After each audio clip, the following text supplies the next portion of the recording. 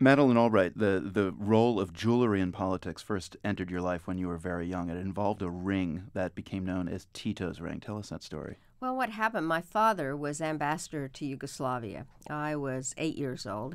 But what happened was that This is after World War II now, after right? World War II, we had come from Prague to Belgrade. Belgrade was very, very poor. And there were partisans that were men dressed in fatigues that were around, and it was a very, very poor place. But my father and other ambassadors went to sign a treaty in the villa or palace where Tito lived, and the wives were told to come along.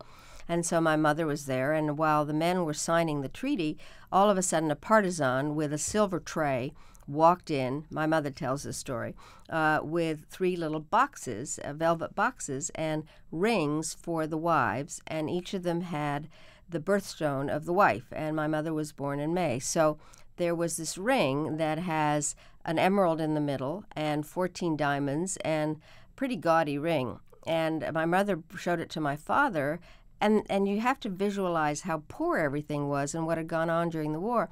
And he said, I wonder whose finger they cut this off of, which is a little grisly. And so my mother rarely wore the ring. But what happened was that when I finally got my PhD, my parents gave me this ring, Tito's ring. And I wore it finally when in 1978 Tito died, and I was asked to accompany Vice President Mondale to the funeral. So I wore Tito's ring to Tito's funeral. Did you get a sense of closure? I did, yes.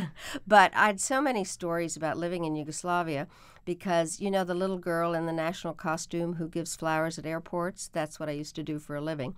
And that is how I found my first diplomatic role. Thank you so much. Great, thanks.